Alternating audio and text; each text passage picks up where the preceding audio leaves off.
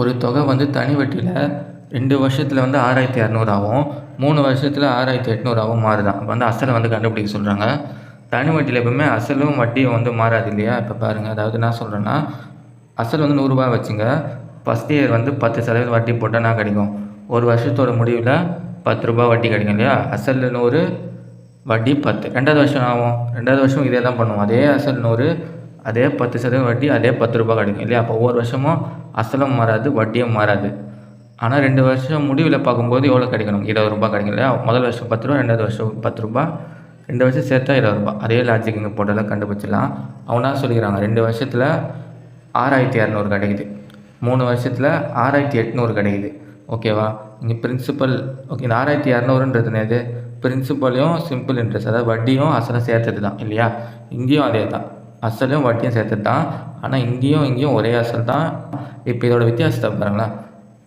ஒரு வருஷத்தில் வந்து எவ்வளோவா? ஒரு வருஷத்தில் வந்து எவ்வளோ இருக்கும்? 2 வருஷத்தில் 6200, 3 வருஷத்தில் 6800. வித்தியாசம் பார்த்தீங்கன்னா வரும். ரெண்டுத்துக்கும் வித்தியாசம் வந்து 1 இயர் தானே வித்தியாசம். ஒரு வருஷத்தில் எவ்வளோ ஏறி இருக்குது? ஒரு வருஷத்தில் வந்து 600 ஏறி இருக்கு இல்லையா? இந்த 600 தான் ஏறி, இந்த வட்டி தான் இந்த 600. ஓகேவா? உங்களுக்கு புரியும்னு நினைக்கிறேன். இந்த சிம்பிள் இன்ட்ரெஸ்ட் ஒரு வருஷத்துக்கு 600. ஓகேவா? அப்போ இங்கே 2 வருஷத்துக்கு இருக்கு இல்லையா? 2 வருஷத்துக்கு என்ன இருக்கும்? 2 வருஷத்தில் இந்த 600 வந்து டபுள் ஆகிடும் இல்லையா? 1200. 2 வருஷத்தில் 1200. இங்கே n = 2 தானே? 2 வருஷத்தில் 1200 ஆச்சா? இங்கே சிம்பிள் இன்ட்ரெஸ்ட் இங்கே பாருங்கள், 1200 இங்கே சப்ஸ்டிட் பண்ண ஆகும்.